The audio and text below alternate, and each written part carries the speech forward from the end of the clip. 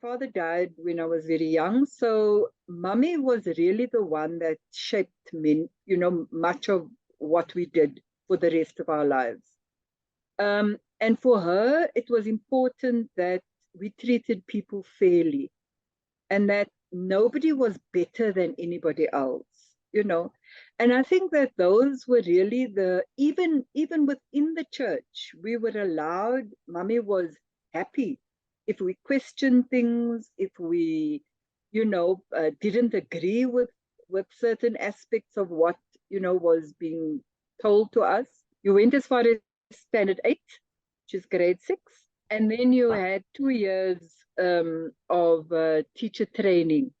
And that qualified you in those days to being a teacher. So I did that. Mummy did that. Sister Anne, she was a Dominican nun, and she taught us English. But Sister Anne started young Christian students. And that, I think, from a formative perspective, it was the family and, the whatever I got from my mother. And mummy belonged to the laity council in the church. She was also on the Justice and Peace Commission. So, issues of justice kind of stayed with us throughout our life. When I went to teach at the school for the deaf, and so you became more than a teacher to the children. You developed a bond with them that was very different to the, some of my friends' experiences at school. But there was also an unfairness that was happening at the school, in that these children were not allowed to sign. Because there was this notion that, if you were deaf and if you were not signing, you would magically be able to talk to the world, And so they were actually prohibited from signing. And again, that injustice was something that I couldn't live with. They were trying to speak without being able to hear themselves. There was a real poignant moment for me when, and that was when I decided to leave the school, because I said I couldn't do it any longer. The nuns at the school would just bully us into not signing, So I think that the injustice that was meted out to those children was really very, very difficult one for me to swallow.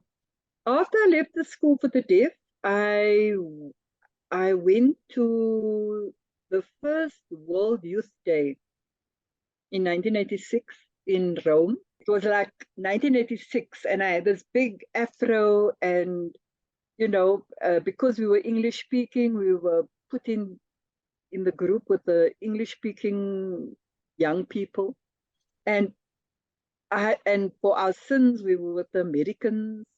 And by that time, America, you didn't want to touch with a barge pole. So it was a very difficult time. But when I came back, Bishop Naidu, when I came back from Rome, I went and I set up the youth desk. I became so involved with other churches. There were just a couple of us sitting one day in a room talking about, what should we be doing? How do we mobilize in the church and so on? We really tried to get people to think differently, about what religion is, what was happening in the country, and how they, what are the tools of analysis that they should be using in order to understand what it is that is happening around them. The involvement with other churches and other young people, in the interchurch youth was also very good experience, because I think that, at that time, as I'm sure you understand, you kind of were not the mainstream. You weren't part of the big groups of people that were doing all kinds of things that you couldn't find. It didn't make sense to you. I sometimes worry about that time, because I sometimes think that, we were very idealistic, singing about, there will be houses for everyone. There shall be houses, security and comfort. I mean, if you think about it, you know that I worked in government, and we started making excuses for the fact that everybody doesn't have a house. Everybody is not part of a free education. And the things that we thought was going to happen is not happening. And when you work in government, you start making excuses for why it's not happening. But to go back to the interchurch youth, that was where, as I said to you earlier, that was a real test. At that time, there was the charismatic movement, man. Cry. Cry. No, Robbie was in cry. I mean, I couldn't even handle the charismatic love. But he was in cry. And when we had this discussion, I was amazed at, the depth of what it is that he was feeling and what it is that he wanted to do and what he wanted to achieve and the way in which he wanted to achieve it. That was a very traumatic event in my life, losing them, because there was so much that they had to offer. My other experience was with Anton Franz. He was with us at a camp. It was one of these interchurch youth camps, and the security police came there, and he was there, and some of the Dominees, they suggested to me that I needed to take this lot back to Bonteheuwel. So we were going home. As he got into the van, he took a tape and he popped it into the player in the car, and it was all these struggle songs and so on. And I said, Jana Anton, ken jy niks anders nie? He was so wrapped up in what he was doing. When I dropped him off, I said, Anton, the sad thing about saying goodbye to you today is that I think you're just going to become a statistic. Because this guy was a young chap, and it was true. Anton became a statistic, So these are people that were they had a profound impact on me. To the point, I think that I even at one point said, maybe I must just take up arms myself. I supported the armed struggle in a different way. We started the detainee support group, and that was really where you really got to see the what it is that was happening. There was something called the week that was. Was that the list of names of people who had been arrested? Yes, that had been taken that week and so on. And the way in which, and that was done by Joe, myself, and a guy by the name of Colin. We went into the Anglican Cathedral there.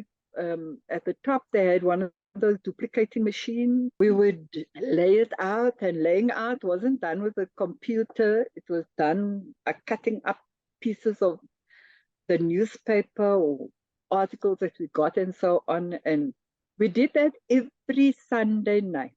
We would get all the information from different places. We would put it into that one pager, and then we would roll it off.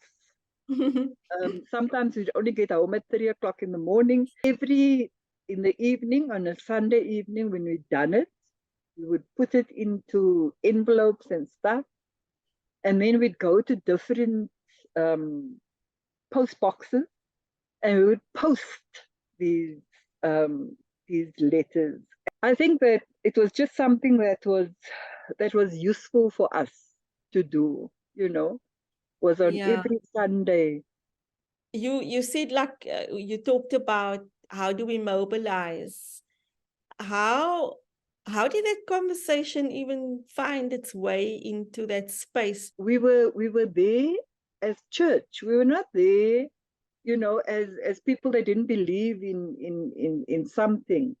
And we wanted young people to understand that it was from the position of being, you know, part of a, a, a, a, a religious formation that has prompted them to take action and to do things differently. You know, I told you that I went to Marion Hill, and I was there for 6 months. Just for the young person, what was Marion Hill and what were you doing? Marion Hill had a little, it was like a little cottage that housed about 20. There were like all these rooms, and young people came from different parts of South Africa, from the Catholic Church. And we were part of, you know, what they talked about as a youth formation. Now, they don't do that in the church any longer. In a sense, Charlene, it was that I had the tools, you know, and it was about implementing. So you had the tools for analysis. How do you implement it? You have the tools for nonviolent action. How do you implement that? Why is it that we're not training people in nonviolent action? Why is it that we're sitting back and we're looking at the destruction that is happening at the moment, and As if we are helpless, as though we don't know an alternative? But it is about getting the energy to do it.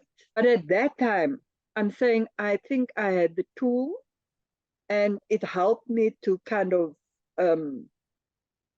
go. And then we had lovely people, having young people around me that were able to help me was also, I don't think I would have been able to do it, Charlene, if, you know, if I was on my own. But it is what you say, Charlene. It's hard. It is a slog. It is, you can't promise people anything other than hard work. You know, pain and suffering, but that we're working towards something. You know, a goal that we you know, that hopefully we'll be able to reach.